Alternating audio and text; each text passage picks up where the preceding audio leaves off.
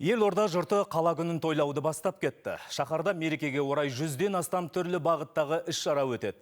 Айта кетейін, Астана күні жыл сайын 6 шілдеде аталып өтеді. Бұл күн еліміздің астанасы Алматыдан Астанаға ресми түрде көшірілген тарихи дата ретінде ерекше маңызға ие.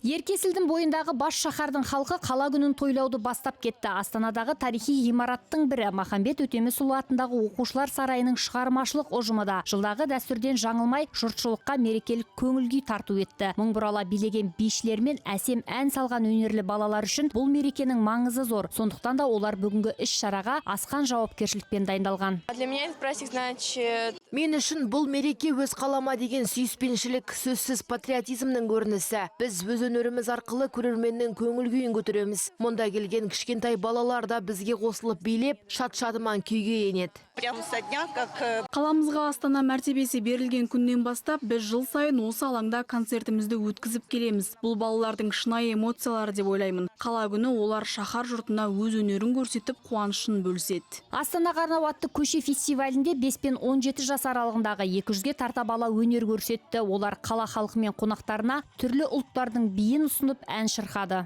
Енді қала күні атап жатқандықтан балалар өздерін білу керек, бұл Астана күні екен. Және осы Астананың көркейіп дамуына өздері титтей де болса өздерінің үлестерін қосып отыр.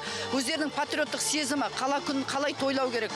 Бүкіл жерде тойланып жатқан білесіздер. Енді біздің де ұжым өздерінің кішкентай да болса үлестерін осы өздерінің өнерлерімен қосып отыр. Одан бөлек қалада түрлі спорттық жарыстар, қойылымдар, көрмелер де ұйымдастырылған. Мәселен, бүгін Астананың жаңадан ашылған Сарайшық ауданында зейнеткерлер шахматтан рапид сайысы бойынша сынға түсті. Ал кеше Есіл өзенінің жағалауындағы амфитеатр сахнасында Jazz Vibe концерт өтті. Іс-шарада әлемге танымал хиттер, авторлық шығармалар мен қазақтың халық әндері орындалды. Бағдарлама дәстүрлі джаз, джаз-рок, поп және заманауи музыкалық бағыттарды тоғыстырды.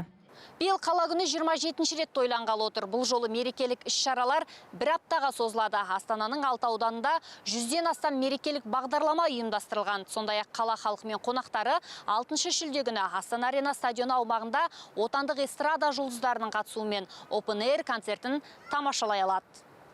Астанадан Аршат Әділжанқызы, Нұрлан Өтеген, Әлихан Өтеген, Алматы телеарнасы.